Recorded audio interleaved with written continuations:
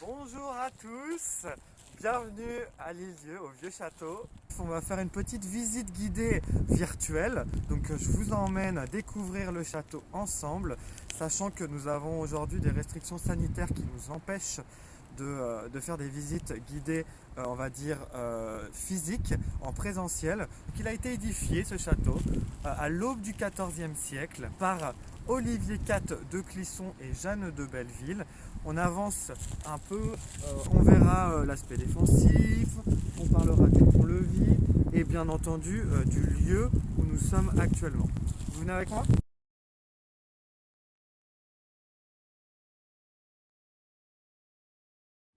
Alors un funny fact également que l'on peut évoquer, on voit sur le château qu'il y a un avancement en pierre à peu près au milieu à droite.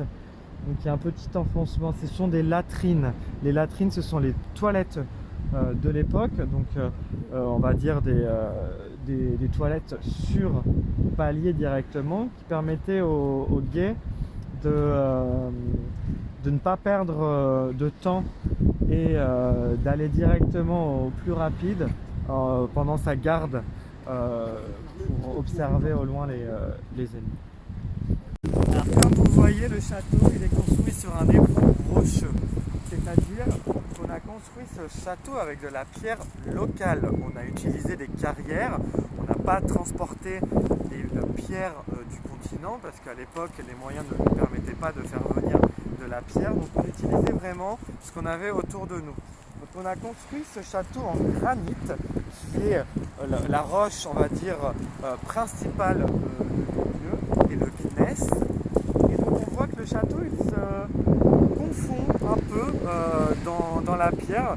Si vous avez des vues aériennes du château, on voit vaguement ce château. Donc c'était aussi un côté défensif pour éviter qu'on repère le château en cas d'attaque. Donc le château il est composé de plusieurs tours, il y en a 4 au total. On voit cette première tour devant avec des meurtrières canonnières qui ont été percées un peu plus tard, dès l'apparition de la poudre à canon.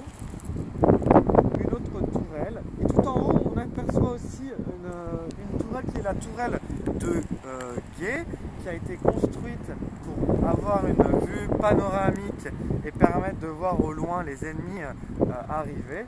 Et donc cette petite tourelle permettait aux tours de garde de veiller à ce que le château soit protégé pour les habitants de l'île Dieu. On continue, on avance ?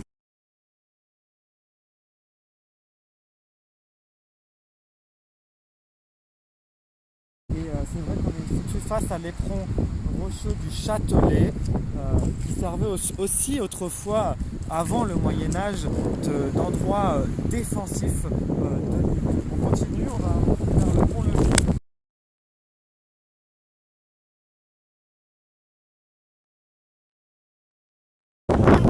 Tout autour, c'est une étoile bastonnée, c'est un bastion en forme d'étoile qui a été construit a posteriori du château, vers le XVIIe siècle. Et en fait, c'est de l'époque de Vauban qui a permis d'agrandir la défense militaire du château avec 5 bastions en étoile, qui permettait de protéger en amont le château en cas de siège. Car en effet, les techniques militaires, elles ont évolué au fur et à mesure des siècles, et donc il fallait se mettre à jour par rapport aux adversaires du royaume de France. Voilà.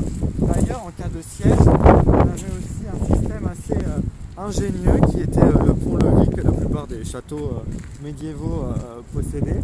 C'est-à-dire c'est un système qui permettait de remonter le pont pour que les ennemis, bien entendu, ne puissent pas attaquer le château. Alors vous voyez, on voit très bien les écrans où le pont-levis s'encastrait à ce niveau-là.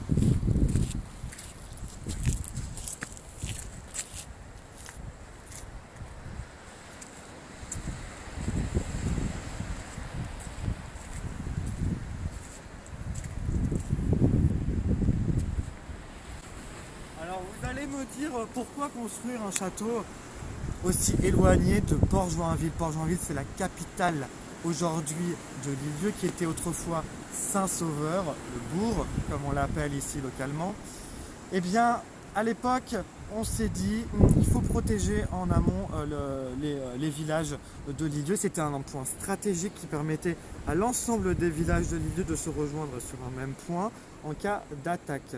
Attaque qui a eu lieu durant la guerre de 100 ans. On a bien eu une attaque ici au château, une attaque des Anglais, les hommes rouges comme on les appelait ici à l'Île-Dieu, qui sont venus faire un siège pendant plusieurs semaines.